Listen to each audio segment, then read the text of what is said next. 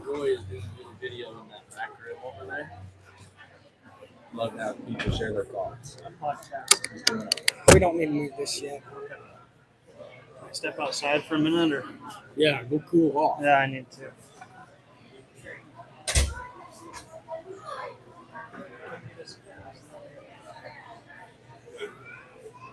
Can you hear me?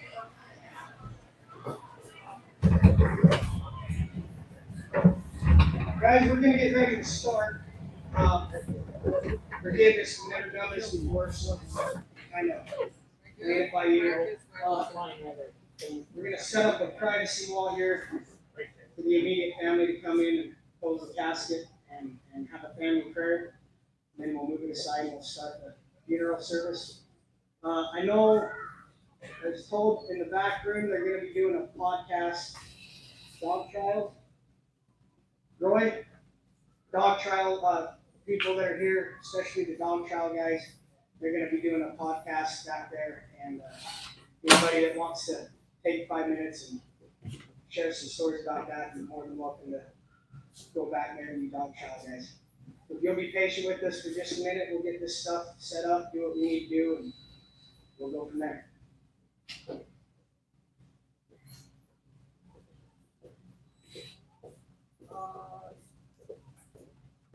All bears, Cole, Lee, Wayne, get you guys to come help.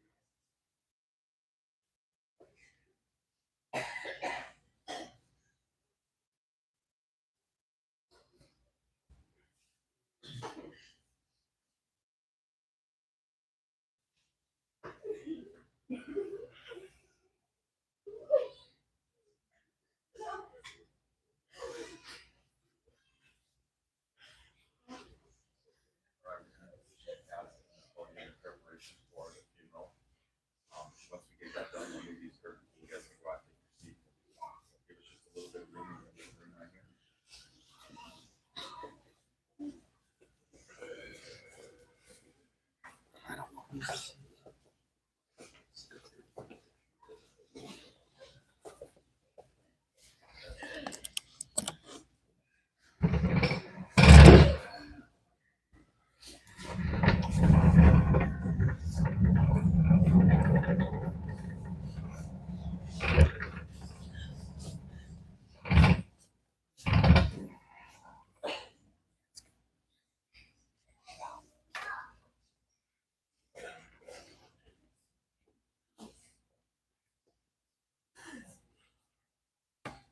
right.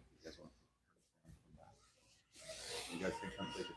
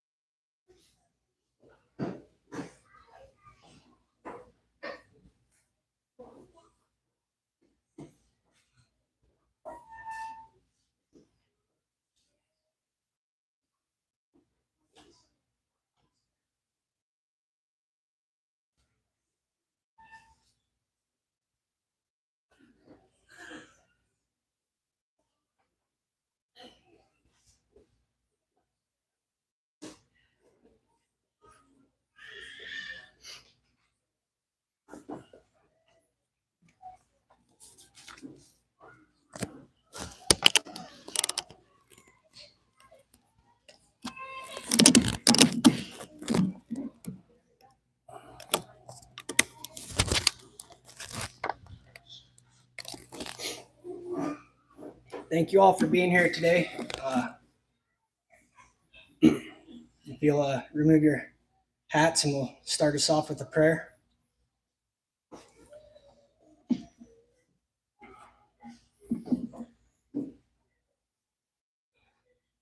Our dear, kind, and gracious Heavenly Father, we are so grateful to be able to gather here today to celebrate the life of Michael Ray Bartlett.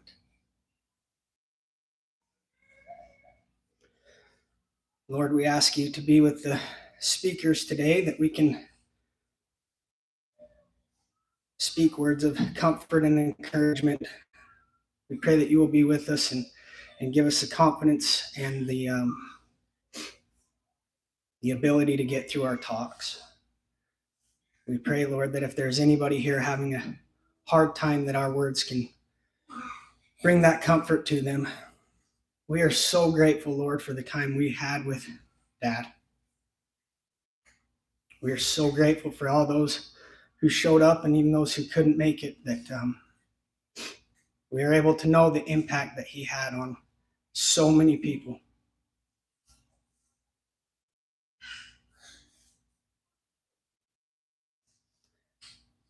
I'd ask a blessing on us, Lord, today, that you will use this to draw us closer to you instead of further away. That we can know that we find the comfort in your arms. Thank you for allowing us to be in this great country where we are able to do things like this, and we have the freedom to do things in this manner and celebrate his life. We love you, Lord, and in Jesus' name we pray. Amen.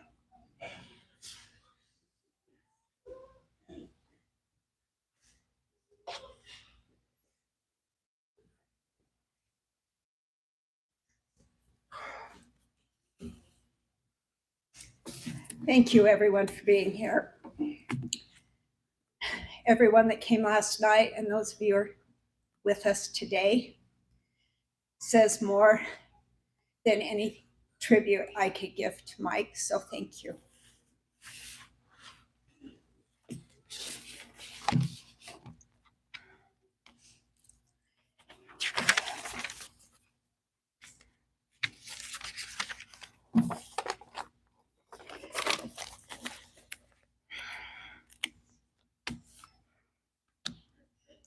Michael Ray Bartlett, 1958 to 2025.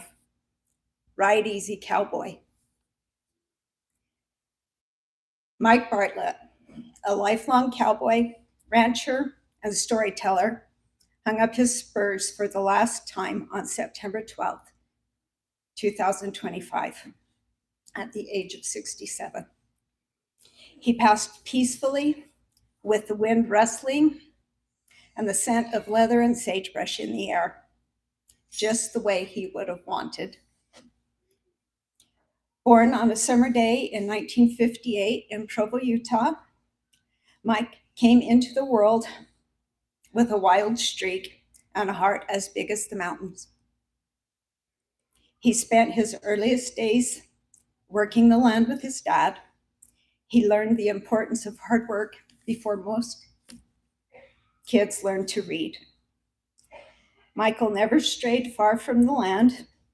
He believed in early mornings, honest work, and the quiet wisdom of horses. Over his lifetime, Mike worked cattle from a very young age to his very last day, living by a code that didn't need much explaining. Say little, do right, and leave things better than when you found them. He had his hands like leather. He had hands like leather, eyes that could see a stray calf 2 miles off, and a laugh that could fill camp. Though the trail was sometimes hard, Mike never lost his gentleness. He taught more than a few young cowboys how to ride, rope, and live with grit and grace. He loved strong coffee, old dogs, and good horses. He never met a fence he couldn't fix, and a friend he wouldn't help. He met the love of his life, Belina Caleberry, on December 23rd, 2017. He offered to carry my dog food out to my car for me.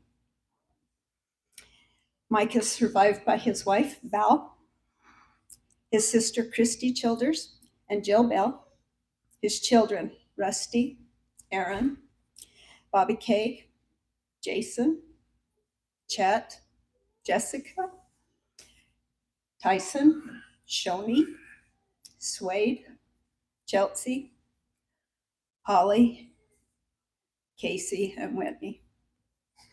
23 grandkids, and his old mule Slick. He's headed now for greener pastures, where the horses run smooth, the cattle don't spook, and the coffee is always on. A celebration of Mike's life has been held. In true cowboy fashion, there will be no suits, no sorrow, just boots, stories, and one last ride. Thank you for everyone that branded his memorial marker. It's a beautiful work of art. Our funeral program will go as follows. Thank you, Chet, for that beautiful prayer. Christy, thank you for our family prayer. We will start out hearing from his daughters, Rusty, Bobby, Holly. Then we're going to have a poem by Baxter Black, read by George Hutchings. I know you'll miss this man. Then we're going to hear from our boys, Chet, Tyson, Swade, and Casey. Our concluding speaker will be John, is that correct? John Childs, thank you so much.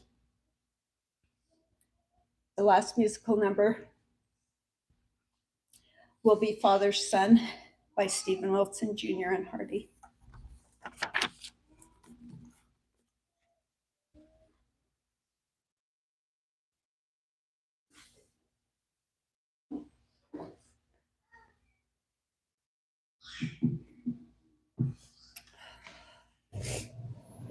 I remember when I spoke at my grandma's funeral, my dad was sitting down in front. He looked at me and winked, and he said, "Chin up." So I'm going to do my best. I just want to thank everybody for being here today, for celebrating my dad's life. He was a cowboy through and through, strong and steady and true to who he was. He lived most of his life following his passions, and one of those passions was us, his family. My dad had 6 children, and when he married his wife 4 years ago, he lovingly welcomed her daughter as one of his own. And if you ever saw him with his grandkids, you knew right away how much joy they brought him. He would sit back, smile, and just watch them, soaking it all in. On his last birthday, he stood there quietly and said, "It's pretty cool to think I had a hand in making all of this." That was my dad. Proud but humble. Simple in words but big in heart. There's just a few memories that I'll carry with me forever. One night, many years ago, we were having dinner when he suddenly got a call, and he told me we had to leave immediately. We drove to the barn and met some people that needed his help. He told me to stay in the truck, so I got out and just stood by it looking at the night sky. I saw a shooting star, and when he walked over, I told him. He asked me what it meant, and I said, "Shooting stars mean you're exactly where you're supposed to be." From then on, whenever we saw a shooting star, we'd tell each other, and now every shooting star I see will always remind me of him. Another memory was my high school graduation at Red Rocks Amphitheater in Colorado. There were tons of people there, and he got there just as it was starting. He worried I wouldn't know he had made it, but the moment he had that thought, I turned my head and looked right at him. Sorry. From then on, he always told everybody, "Don't worry about finding her. We'll always find each other." That was the kind of bond we shared. And there was his way of making sure his kids all stayed connected. He'd call me, and instead of diving into his own news, he'd say, "Have you talked to your sister? Or have you heard from your brothers lately?" For years I thought, "Dad, why don't you just call them and ask?" But I realized this week that this was intentional. He wanted to make sure that we were checking in on each other. He wanted to make sure that we were taking care of one another. That was his way of keeping us tight together. I'll miss his smile, the way he lit up around his grandkids, and the comfort of always being able to find him in a crowd. My dad lived his life fully, authentically, and with love. He taught us that family matters, that passions are worth pursuing, and that we should never forget to look up at the night sky every once in a while. Dad, you are my hero, and though I will miss you every day, I know just like at Red Rocks, we'll always find each other.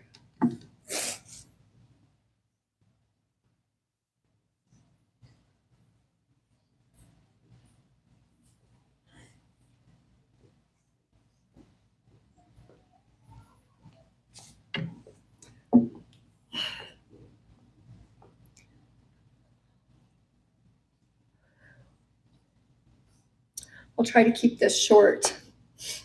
Dad had a whole pile of us kids, and I'm sure each of us could stand up here and tell stories that would last the whole day.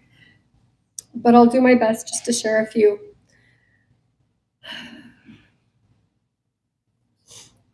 First, I want to say that over this past week, so many people have reached out to me to say, "I'm sorry for your loss." I truly appreciate that. But today I want to say, I'm sorry for yours. Looking around this room and all the people that showed up last night, it's clear how loved my dad was. That's really a reflection of how big he loved and how important he made people feel. Dad built an empire, but it wasn't made of land or money. It was made of people, a tribe. Whether it was in the rooms, at the dog trials, Hollow Creek Canyon, the auction yard, our desert family. He could even make the cashier at the bank feel important. He left people feeling seen, valued, and loved. So many people have told me over the years, he's like a dad to me, or he made me feel like family. And I was always so proud to share him.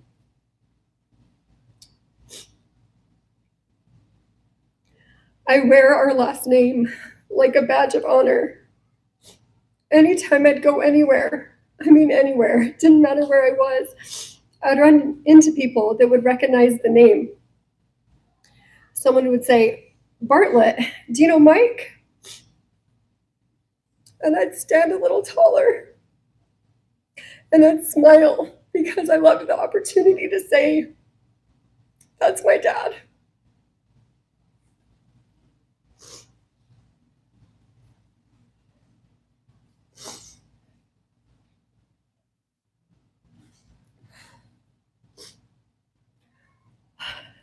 Dad was a sentimental guy. It's something I like to think that I inherited from him. The smallest gestures meant big things. When me, Rusty, and Chet lived in Colorado, he'd call us every single Sunday night and would fight over who got to talk to him first.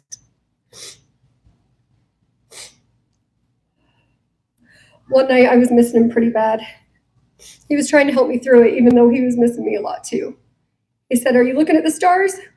Through tears I said, "Yeah, I am now." He said, "Look for Orion the Hunter." So I told him I'd found him. He said, "Do you see the 3 stars that make up his belt? Look at the one in the middle. Are you looking at it?" I said, "Yeah, I am." He said, "Okay, good, me too. We're looking at the exact same star at the exact same time. So when you get to feeling sad, and when I get to feeling sad, we'll just look at that star and we'll find each other there." That became our thing. Even this past birthday, he was pointing out where Orion sits in the early morning sky this time of year. Dad always loved to laugh and dance. One year at a rodeo when I was about 14, a Garth Brooks song came on. He grabbed my hand, hopped over the fence, and we swing danced right there in the arena. I was so worried we were going to get in trouble until I saw how carefree he was. And then we just laughed and danced, and we even got a little cheer from the crowd that we were in front of.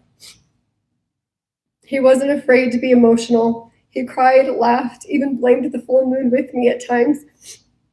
He always said that I had psychic powers that I somehow always knew when to call.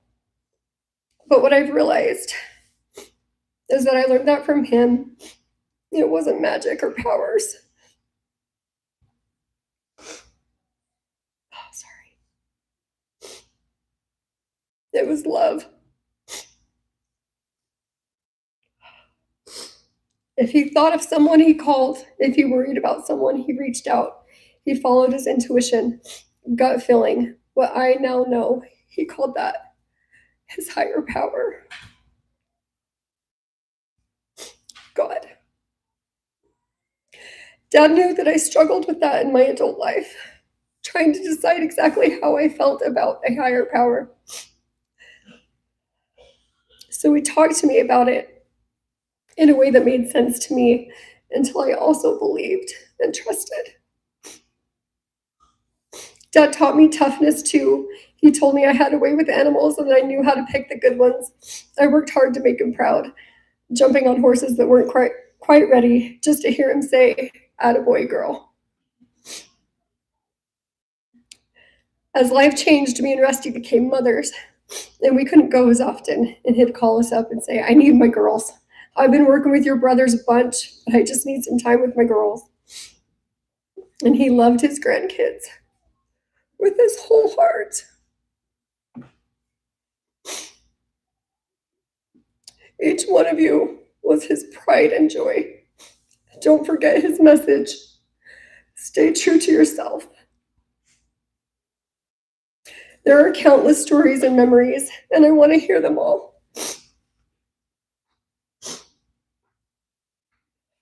But I'll close by saying this. Dad, I love you with my whole heart and soul. I promise to stay true to myself.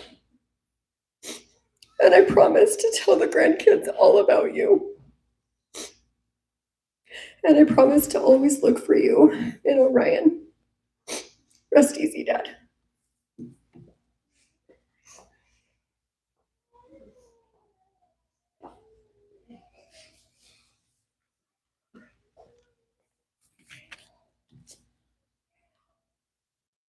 How do you adequately put into words the life of someone you love and the impact that they have had on your own life? How sharp perspective comes only after they are called home. We are brought here today to honor a man whose life was as wide and open as the land he loved, a man whose absence has left a hole in all of us. Mike lived by the rhythm of the earth and the sky, shaping his life through hard work and calloused hands. Mike was a cowboy in every sense of the word, embodying values of strength, honesty, integrity, love, and loyalty. He was a man who understood the quiet beauty of dawn breaking over the mountains and the peaceful stillness of a sunset after a long day's work. What truly set Mike apart was the way he treated people. He had a special way of making you feel welcome. Whether lifelong friends, strangers, family, or bonus family. Mike didn't just offer his time, he offered his heart. And when Mike spoke, he often had no problem telling you what he thought, whether for shock, humor, or otherwise. More often than not, what followed was deeply profound and insightful, carrying the weight of someone whose wisdom came from the life he lived on the back of his old mule slick. Mike offered advice and perspective wrapped in the unique care and love he held for each of us. As he quietly carried the weight of our burdens and challenges with us, even if we didn't always know it.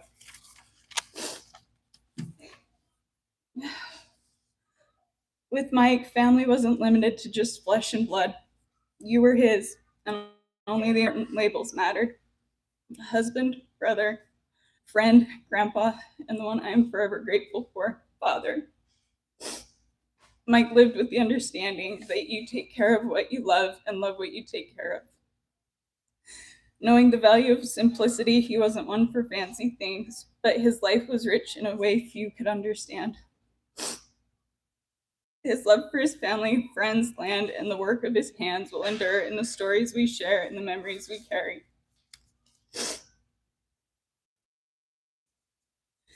Though his boots may rest and his spurs no longer jingle with his steps, his spirit rides on the wind through the mountains, canyons, and where the horizon stretches out forever. And though we can all agree he left us too soon, Mike left us with memories of laughter and life lessons that will continue to guide us. The values he held close are woven into the fabric of his legacy left behind, values that we should be so fortunate to carry on in his absence. To us, his children, his grandchildren, and countless others, he was a teacher. He taught us how to work. He taught how to work animals without rushing, how to weather the storms, and how to stand your ground. He wasn't perfect, but none of us are. But he was real, and in today's world, that's worth more than gold.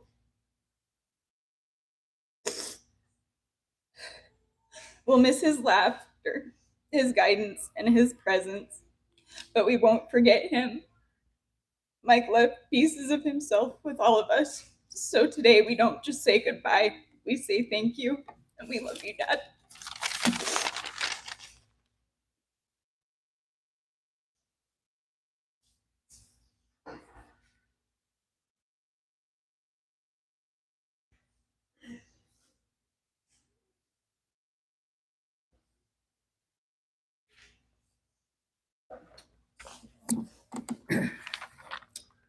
The Lord spoke to a heavy heart that stood with hats in hand. Your sadness pains me deeply. I know you'll miss this man.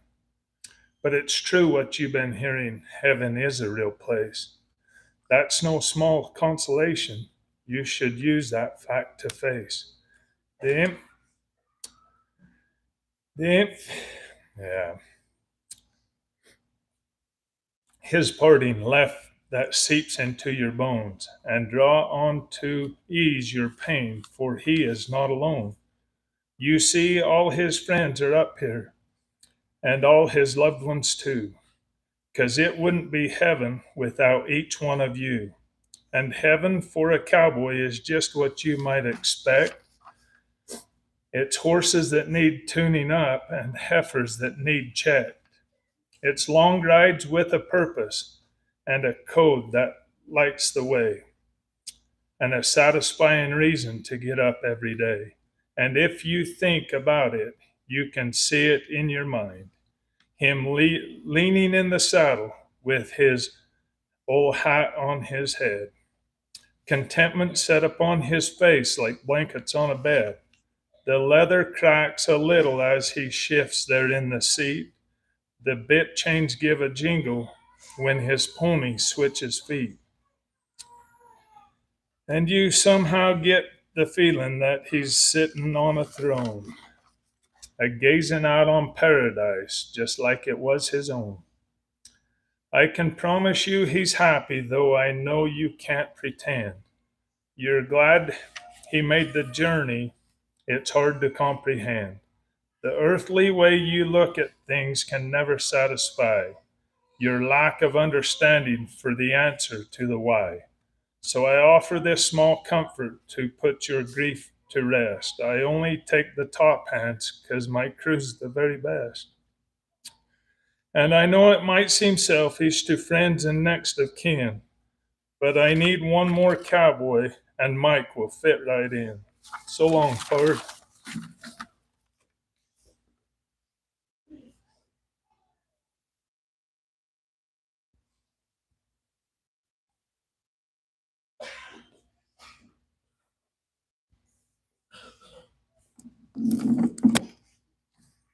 Okay, we're gonna get through this.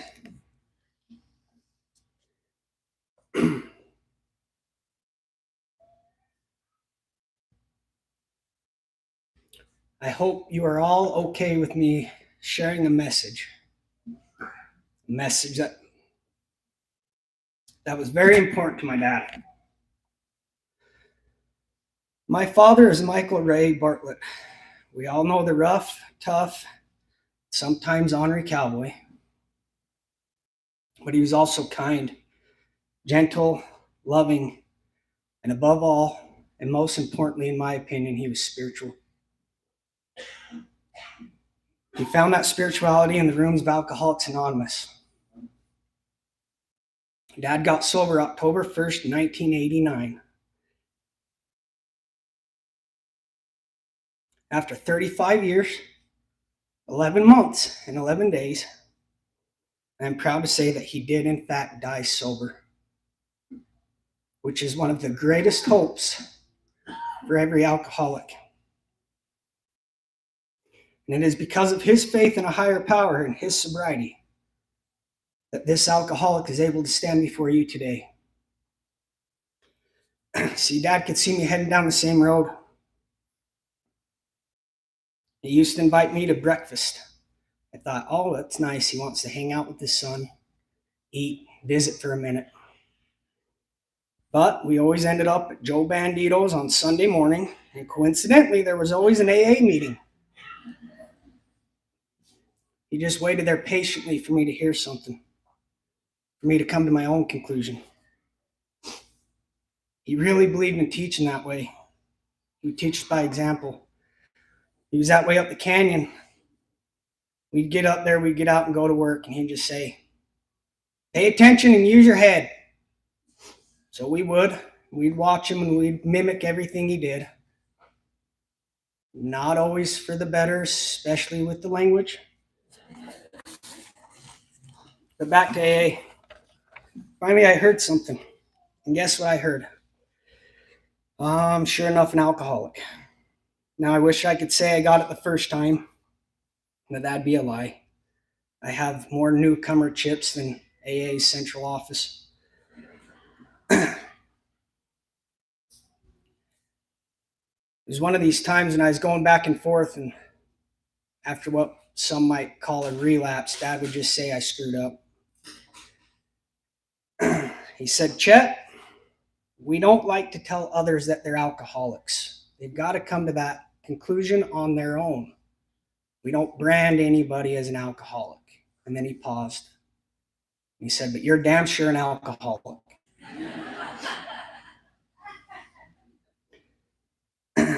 Another time I kept sitting on his old chair. I said, I just can't figure it out. I can't outthink it. I can't fix it. I can't figure it out. That's when he informed me, and I quote, I've never seen anyone too dumb to get the program of recovery, but I have seen somebody too smart. He said, Chet, there ain't nothing to figure out. It ain't your job to figure it out.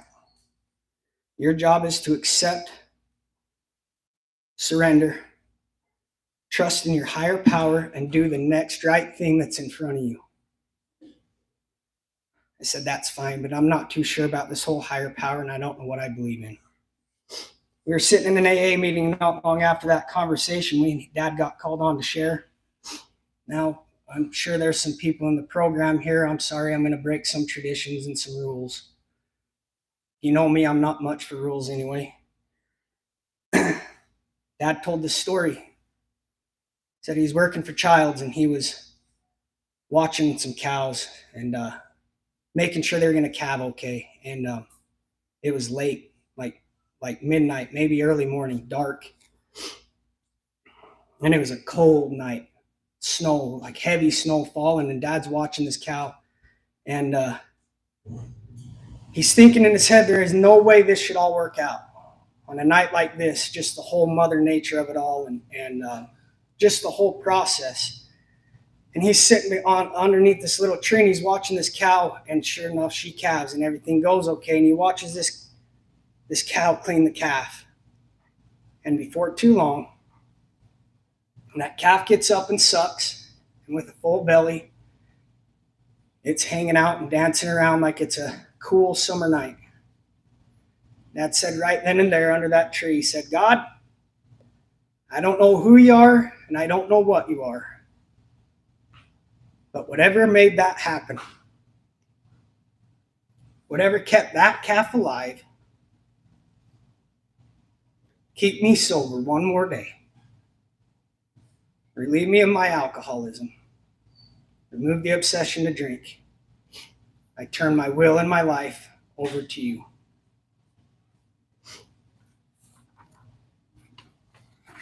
And that's where it all started for him. Now me, being foggy-minded, thought, what a coincidence. He just spoke about exactly what I needed to hear. It planted the seed for my own spiritual journey. It didn't take me long to realize it wasn't a coincidence after all. Joe Banditos was not a coincidence. See, Dad did those things with intentions. Those intentions are why he touched so many lives, not just in AA, but with everyone he came across. That's why everyone here knows that they really mattered to Dad. I'm happy to say in later years, more towards the last year or so of his life, I did put a name to my higher power, and that's Jesus Christ. We talked about it often. Come to find out, Dad was also a believer in Christ.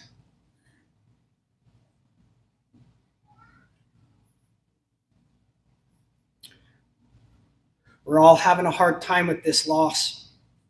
But I can promise you one thing. If you're struggling with anything, whether it be addiction, relationships, or just the everyday burden that life throws at us, you can lean on Christ. You can give it to him. You can give it all to him. He can take it. We're not meant to carry these burdens that life throws at us alone. If you're struggling with your beliefs, then do like I did and many hundreds of other people in AA did, and borrow Dad's story of the calf. If you need to for a little while, lean on whatever power kept that calf alive to get you through the struggles you're having in life until you can develop your own relationship with a higher power. I'm going to suggest Jesus. I'm happy to report that something finally clicked. I didn't just hear, but I listened.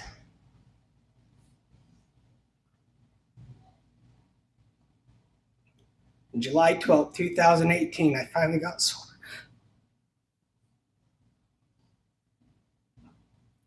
Dad was there with me all along the way.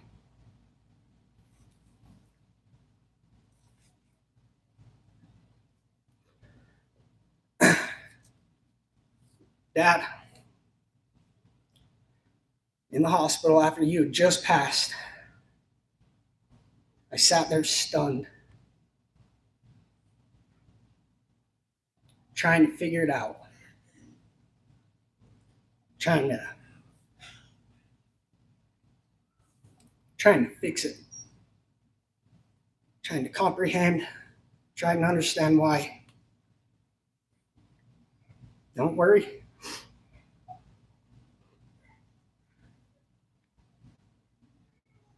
I can hear you. It ain't my job to fix it. It ain't my job to understand. It's my job to accept, surrender, give it to Christ, and to do the next right thing in front of me. I want to thank you, Dad, for those life lessons. Lessons that I'll pass on to my boys and anybody who'll hear them. And I know in those lessons, that's just one of the many ways you will be with us for the rest of our days until we meet again. I love you.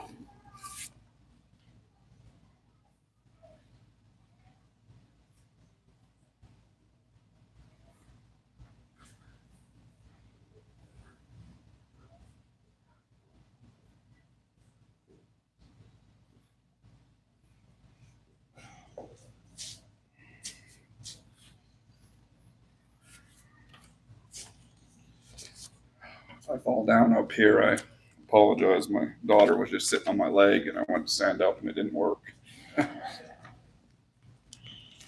I know what you're all thinking. I should have shaved, but this did take 3 years to grow. So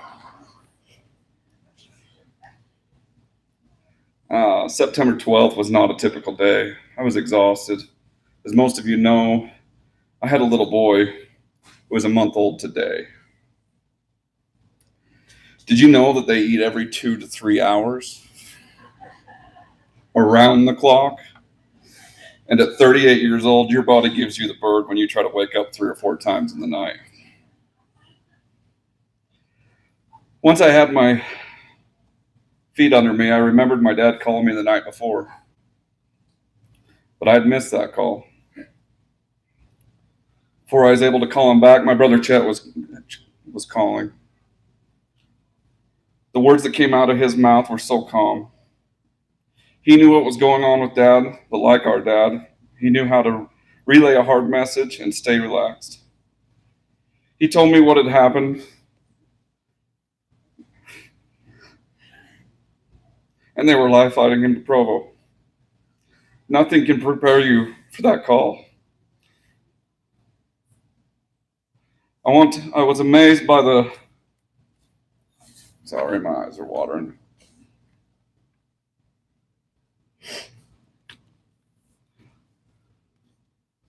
I want to say I was amazed by the outpour of calls I received once the word got out. but I'm not. Mike Bartlett had a way with words that if you met him, you never forgot him. He had a smile that I say, that I, and I'm sure you, can still see. He talked slowly, clearly, and put a lot of thought into his words. Sometimes you would think he didn't have anything to say because he paused for so long. And you would go to say something and he would cut you off. He always searched deep for just the right words. Now, did he get a little loud? Sure. But if you remember, he only talked loudly so you could hear him. Some of us may or may not have turned the cows the right direction a few times because we were goofing off. But we were goofing off because we were happy. We were enjoying what we were doing. How many people get to go to work with their dad every day when you're not in school? From the age of 5, we were given the opportunity most kids dream of, to be tossed on a horse or a mule and ride 6, 8, or even 10 hours a day. I remember Jasper, the mule, was so tall that I would hang from the saddle strings getting off. And once I let go, I'd drop forever, and sometimes landed flat on my butt. My legs were done. And as I lay under Jasper, unable to move, my dad would remind me that it still needed to pack water from the creek to water the dogs. My dad knew how to push you in just the right way so you could learn life lessons that would mold you to become a person who would be able to handle anything life throws at you. Cancer consumed my family's life a few years back. And as I sat at the hospital floor, unable to move, just like that day under Jasper, I was able to remember it's okay to sit for a minute. But other people still need you. And you must be able to find the strength to get up, like I did that day I packed the water to the dogs. Feels like every day I'm faced with something, and it never fails with the things that my dad taught me, a driving factor that helps me get through the day. So it's okay, anyone who feels that their legs have been removed underneath them, take a minute. Don't forget to get back up. There's still people that need you.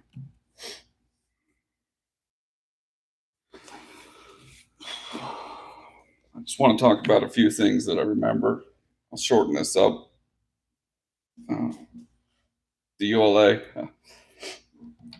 I'll never forget the smile on my face, my dad's face, every time someone would say, "Turn Eddie out." And then someone would come over the intercom and tell all us kids to stay and keep working. Eddie will get him. Hollow Creek is where many of us found peace, learned patience, and worked hard. The calm you could see on my dad's face as soon as we pulled into the cabin will stick with me forever. I also remember the line of cars behind him, behind the old yellow truck and the yellow trailer loaded with all the horses and the mule. He didn't care. They needed to slow down anyways. I always knew when my sisters were coming with us. Don't get me wrong. Dad loved it when any of us kids went with him. But when his girls were coming, well, let's say we all know who his favorites were. I knew if Bobby was coming, I needed a raincoat. And if Rusty was coming, I would have a partner all day. I never followed Chet very closely, but I did keep an eye on him wherever he went. He had the worst luck. How many times did someone get tipped over in the creek? Swade and I probably argued the most on the mountain. But if he'd quit trying to pee off his horse, I wouldn't have to stress of him breaking his neck. Rooster was the baby, had the best horse. His lunch was always packed, and he did no wrong. I really only rode with my dad for the first hour of the day and the last hour of the day. I had no doubt he knew where I was all day, but hours could go by without seeing him. Now, if you saw him riding slowly back through the cows and his horse was lathered up, you knew. You'd probably let the cows go the wrong way. But he rode past you and said, "Let's go home." My most notable memory is whenever I saw my dad pull his cowboy hat down. I needed to get ready. I don't know how many trees, streams I jumped over, or trees I ran into, or oak brush that I crashed in through, trying to keep up with my dad. But when I finally caught up, or most likely he found me, I told him I got stuck in the oak brush. And he'd look at me and say, "There's no oak brush in Hobble Creek." As some of you know, I was born with the last name Richardson. As years went by, I was given a last name that would define me a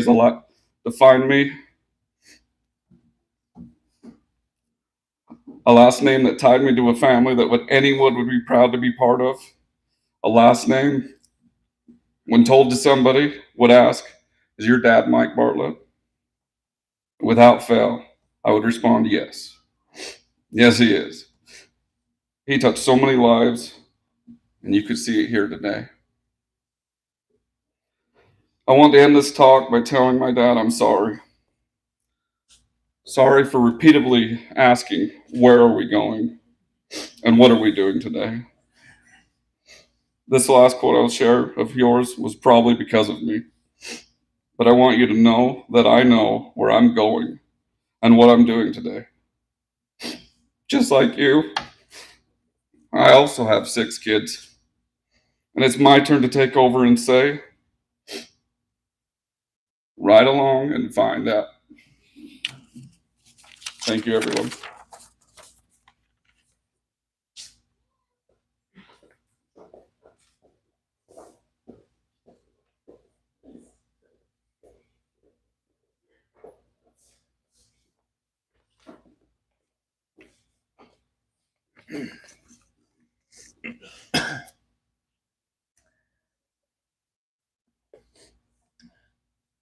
Dad was a cowboy for the Hobble Creek Cattle Association for over 25 years. From May 15th to late November, he was on the mountain tending cattle. Come spring, it was well known that he was ready to get out of the valley and move to the canyon. That was home for us kids and our dad. We spent all week packing salt, trimming trail, moving and doctoring cattle, and of course blowing up beaver dams in the bottom of Shingle Mill. Dad hated them beavers and what they did to his canyon. One day we were moving cattle across the upper allotment. We had about 100 head trailing up the road from the CC pasture to the pump. Everything was going just fine until a few motorbikers come ripping down the road. As they got to the lead cows, they started revving their engines louder and louder, scattering the herd and turning the calves back at us. As they came by and got closer, Dad started yelling at them to stop. They did not. As they came by, Dad jerked out his rope and burned down the road after them. Just before he threw his loop, the last one stopped. None of us are sure what he said to that poor kid, but I think he got the idea not to do that again on our mountain. Dad always told everyone, "This is our canyon during the week. You can have it on the weekend." Miles and miles of packing salt with Dad. One day we come across a salt bed in the head of slab. As we stopped, he looked around, pulled his head down, he looked around, pulled his hat down, and scratched the back of his head. He said, "Jim used to leave salt right here, but I kind of like it a little further up." Then we headed out. About 15 minutes later, in typical Mike Bartlett fashion. Without a word being said, he jerked his horse to a stop and turned around 3 pack horses all tied together. Back to Jim's salt bed we went. As we unloaded the salt, he talked to me about how important this was. He said the way cattle moved and settled through the country was determined upon the salt and where we put it. And don't ever get behind, he said. You'll have hell getting back ahead of them cows. He loved putting salt in some high, steep, thick country. But there was feed there, and he knew how to utilize it. He used to smile ear to ear, seeing the cattle trail back and forth from the top of the Capped Rock down to the bottom of Days Canyon. He surely understood the lay of the land and how cattle moved through it. Dad had a lot of pride in taking care of cattle the right way. It was more than just a job. It was doing things correct and not half-assing anything.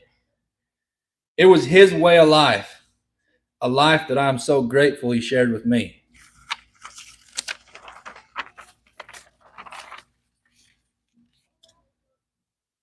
Come October, there's nowhere in the world I'd rather be than on the mountain gathering cows with Dad.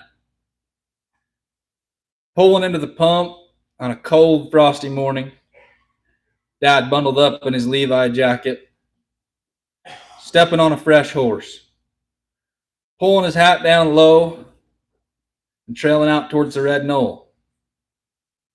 Hours and hours of trailing cattle down long canyons. Dad stopping abruptly and telling us kids, "Get your lunch in you," as he proceeded with his daily nap. Making it to the head of the canyon and telling the crew, "Half of you go that way, half of you go the other way, and the rest follow me."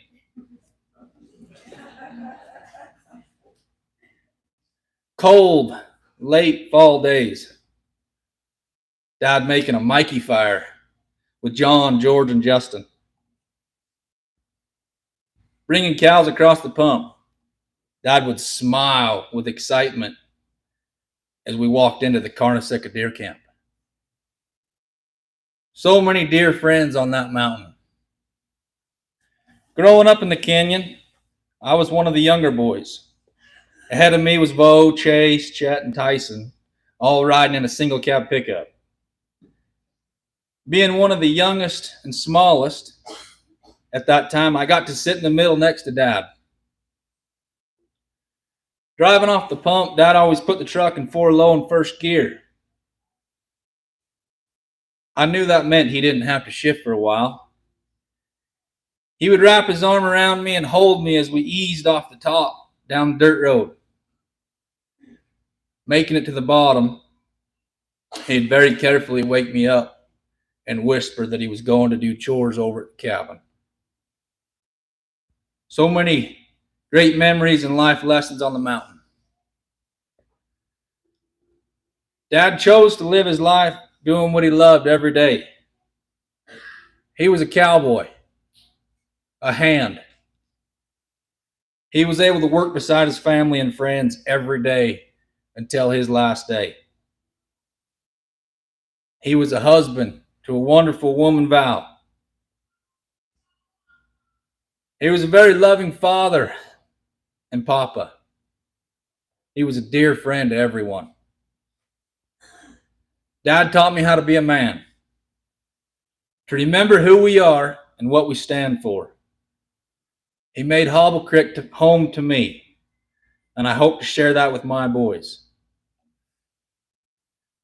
I love you, Dad. I miss you more than ever, and I can't wait to see you again.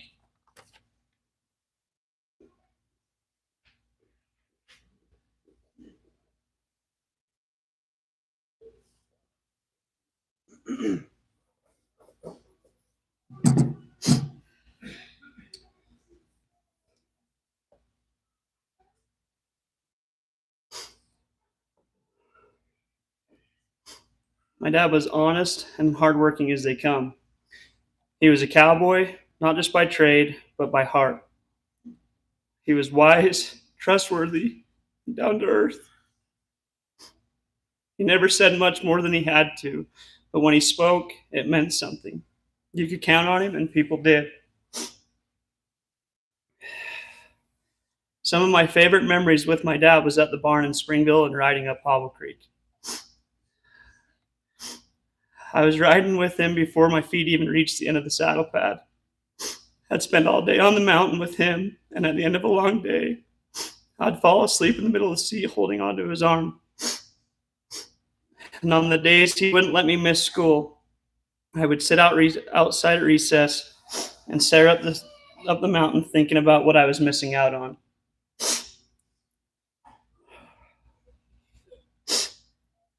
He helped me with everything, trading horses, fixing troughs, and doing chores. And sure, it might have come with a little bit of grumbling, but he always did it. I think that was the way of him giving me a hard time. He loved Whitney from the very beginning. I'll always be grateful for the way he treated her and welcomed her like one of his own. He always spoke so highly of our relationship and was proud to support us however he could. But it was Ivy, my little girl, who had his heart.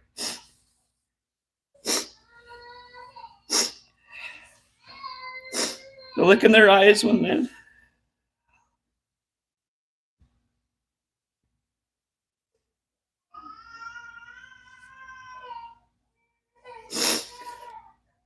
The look in their eyes when they were together, that bond was something special. She loved her papa, and he loved her.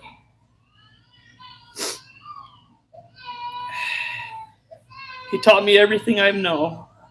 I've spent my life trying to follow in his footsteps to be the kind of man he was. Nothing else made sense.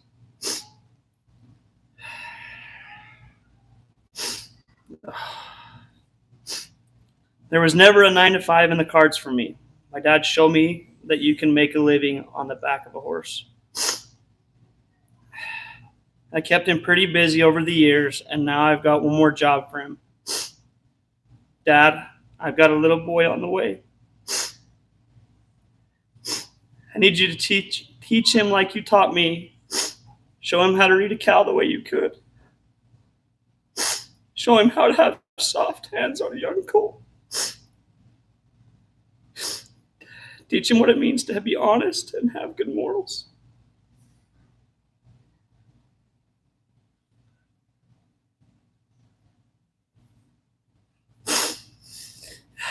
Over the last couple of years, he's been riding with me up Diamond Fork. And the country he showed me and the lifelong lessons he taught me without even realizing it. It's something I'll hold on to. I will always remember the day riding down the canyon and our conversations about looking at the ridges, the saddle beds, and saying that's a good spot to salt.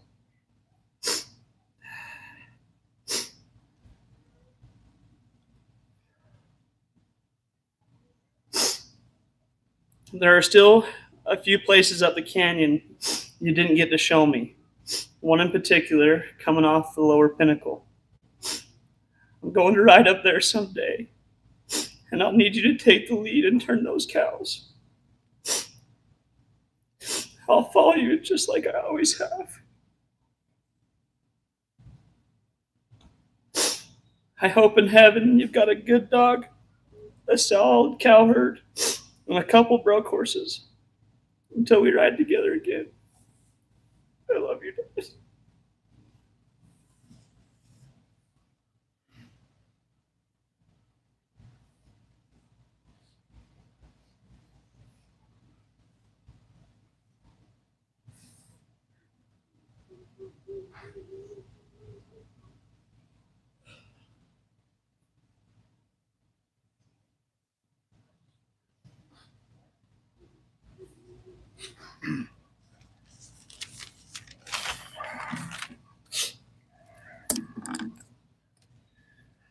It's an honor that Mike's family asked me to share a few memories with Mike.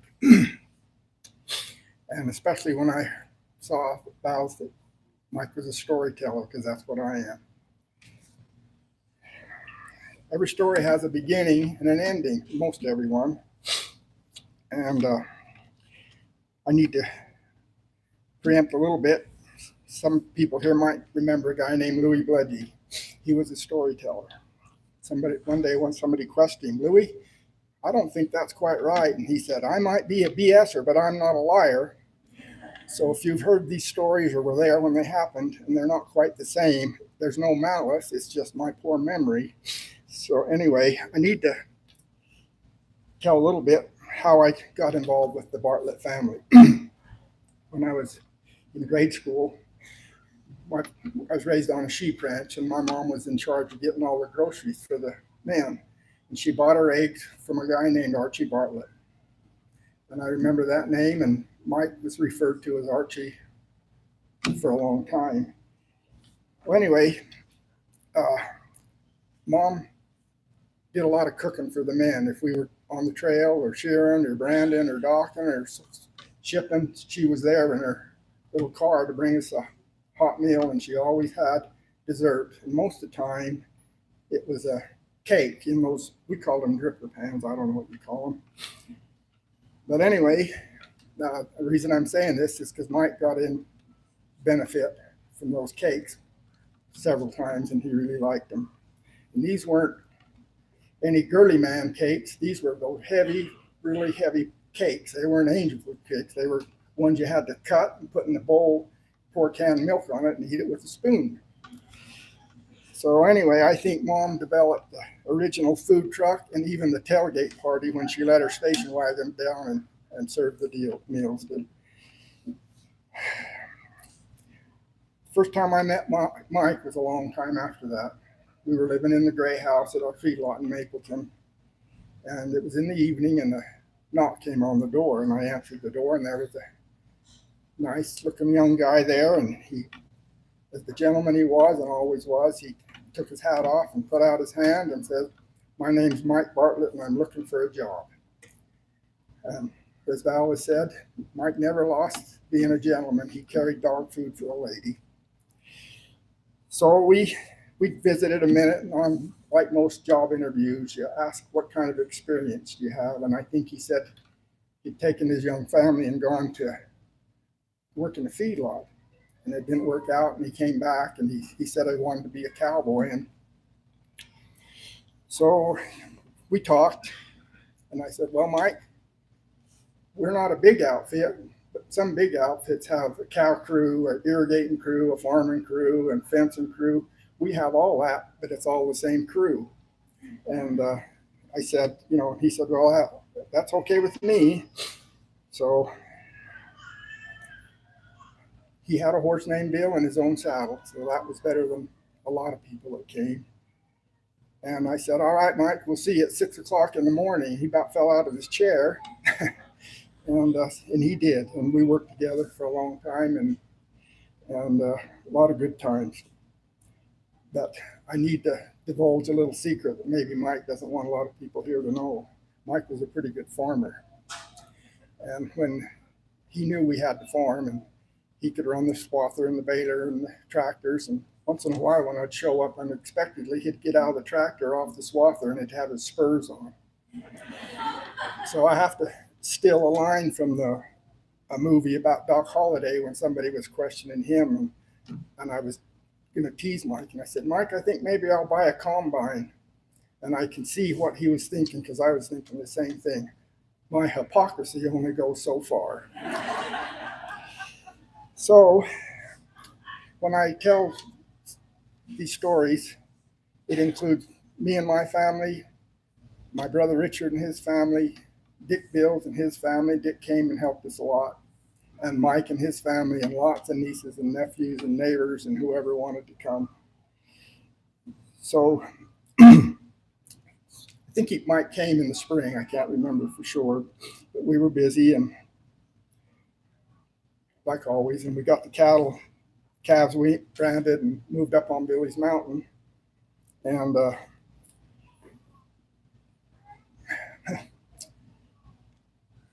my daughters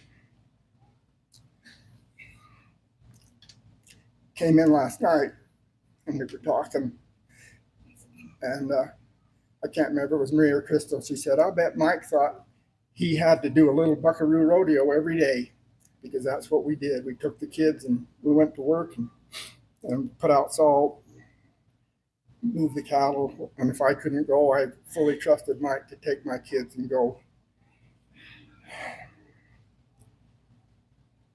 And a lot of the times when we were getting ready and saddling up and Mike and Dick were helping me get my kids ready, Dick had to give me a little lecture. He'd say, "I don't know why you don't leave these kids and the pups and the colts home until they're all trained and then bring them to work."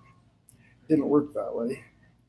But May 25th, I don't remember the year, but the only reason I remember the day is because that's the day we put our bulls in. We hauled them up from Mapleton to Diamond Fork, Levanger Corral, got them ready to go. And if you know anything about bulls in the spring, they're not the most pleasant creatures to be around. We got them out, and the first thing you have to do is let them fight for about an hour. And finally we had about 6 miles to trail them up to the cows, and we got going, and there was a little stock pond there. It had a good winter, and it was really full of water. So I was up on the lead holding them up to let them rest, and Crystal was riding a little pony named Seabiscuit that we borrowed from Dick Bill's. We didn't know it. We'd been using him, but Dick's daughter, Mary Ann, rode that pony and taught him how to swim. And she'd go up to Mapleton Reservoir all in the summertime and swim that pony. Well, Crystal went down to water Seabiscuit in the pond, and Seabiscuit just went right on through, swimming out there. She was just screaming, water clear to her neck. And I came as fast as I could, but before I could get to Crystal, Mike was there. He scooped her up, got him in his saddle, got her out of harm's way, and we tried to get her settled down. I was soaking wet. Mike was soaking wet. Crystal, of course, was drenched.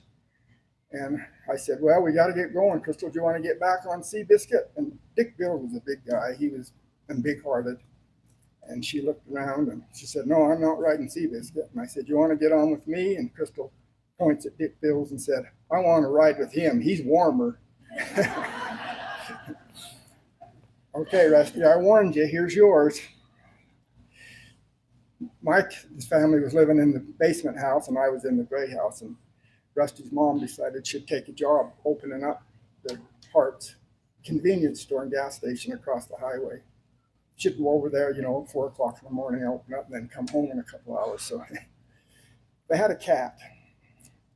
And she went over and opened up, and when she came back, there the cat was laying on the side of the road. So Rusty and Bobby, I don't know if Chet was old enough to realize it or not, but they were just sobbing and bawling. And Rusty's mom said, trying to console him a little bit, and she said, "Well, if this stupid cat hadn't have followed me across the highway." And Rusty said, "She just loved you, you dumbass." Do you remember that, Rusty? She was little. So anyway, well, another time, I got to keep everybody going. We were moving to the summer range, and we would go pair up a load and bring him down to the trail. And me and Mike and Bobby was there, and the calf broke back and got in the willows along Diamond Fork River, and that can be a problem. We had to go trail the cows and came back, and we rode and couldn't find that calf. And so Mike said to Bobby, he said, "You ride up on the above the river and see if you can see it." And so we kept riding, and pretty soon Bobby said, Dad, I see something. It's big and black, but I don't know what it is." So we got the calf. But anyway, lots of good times, lots of hard times. But we were late one fall gathering, and Mike took his gloves off, and these 3 fingers were just white. And I said, "Mike, what's the matter with your hand?" And he said, "Well, when my hands get really cold, my fingers go white." So we got home, and I went right over to the feed store and bought a pair of mittens, those with the inserts, and gave them to him the next morning. And he put them on, and he goes like this, "I guess I can learn to rope with these." But, so many memories, so little time. Then he got his dream job at Hobble Creek, and that's what he wanted to do, and it was the best thing for everything. I didn't see much of Mike for a few years, and we kept in touch. And I heard he got busted up on a horse, so I called him and said, "What can I do? You need doing your chores or whatever?" And he said, "No, the boys are doing the chores." But he said, "Casey's got to be at the school at 6 o'clock every morning." So I picked him up and took him over there, and I never did find out what the class was, Rooster. It was at high school, driving school, or reform school. So it's crazy. And then I didn't get to ride with the boys, Swade or Tyson or Chad or Casey. He was up there and I was doing my own thing. And pretty soon I hear Bartlett Cattle Company. And Swade, you and Sid adopted me and let me follow along, and I really appreciate it. But you can see Mike's example in life is well benefited by his family and all the people here today, and all the respect that people had for Mike Bartlett. When I was about 11, my dad had a massive heart attack and was pretty much bedridden for a year, and he hobbled along for a few years. But he had friends and neighbors, a lot of sheep friends, come in and visit him. But my favorite sheep friend that came to visit with Dad when he was sick was Roy Oakleberry. Roy had kind of a high-pitched voice. Did you ever know your grandpa, Val? He told the story. They were in the fall, it was late, and their bucks were with the ewes, and they were doing something, and the buck hit him and broke his leg. And I got to ask your sisters about that a little bit at your wedding thing. But he was telling Dad about it. He said, they said they were trying to put a splint on my leg, and whoever was doing it, he said they picked up a 2x4 and didn't even knock the snow off it. They put it on my leg and tied it up with baling wire. So that was Roy Oakleberry, and I knew your dad, bought a lot of feed for me. Just good people. Well, I said earlier about my mom making those cakes, and when she died, I was just pulled out of the feedlot, and Mike came driving up, and we pulled over and reminisced about my mom. And he said, he said, it kind of makes you think, I wished I would have had one more piece of cake.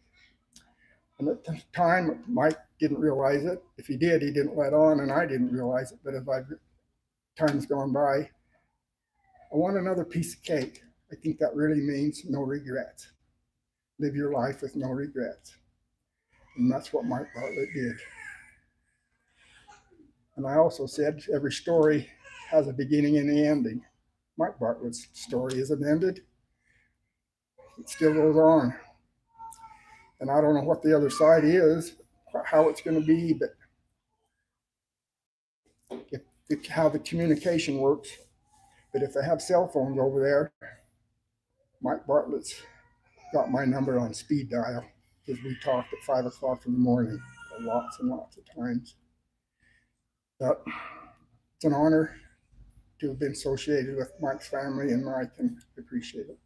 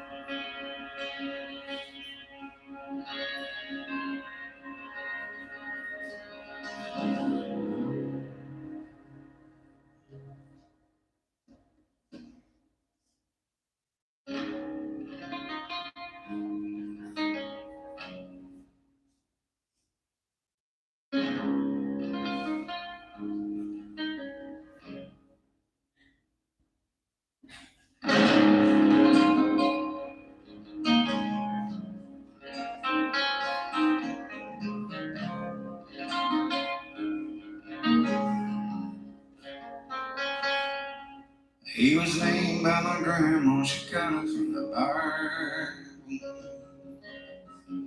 And he passed it on to me like granddaddy's right.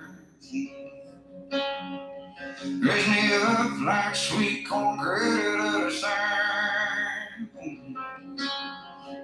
I fought it like hell, he became a rival. I tried to be different, trying to go against the grain. Didn't make no difference, I just ended up the same. I've never known better. 'Cause every bone's telling. You wanna change my name, gotta drink my blood. Yeah, damn, I am my father's son.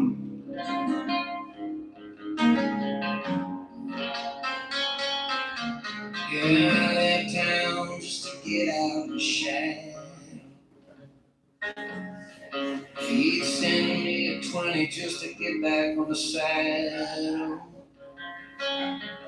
I put up a good fight, but I didn't win the battle. I guess a tree don't grow very far from the apple. Nothing knows better. Yeah. 'Cause every bone's tattered. You wanna change my name, gotta drain my blood. God damn, I am my father's son. I am my father's son.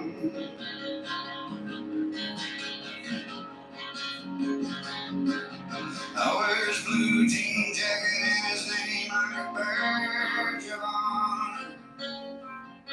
I used to hate being called Junior, but I don't mind any longer. I've never known better.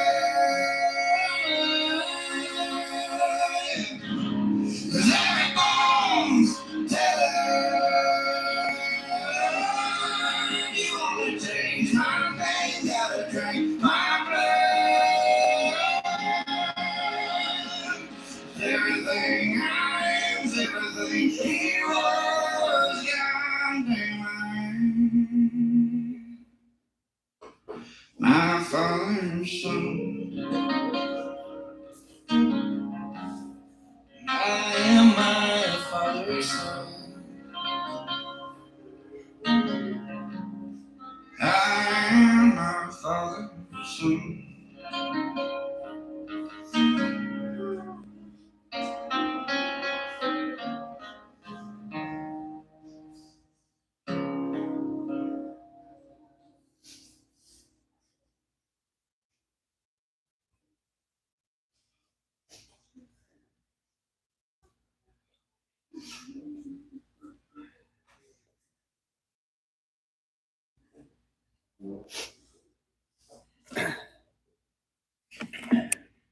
Thank you all for being here.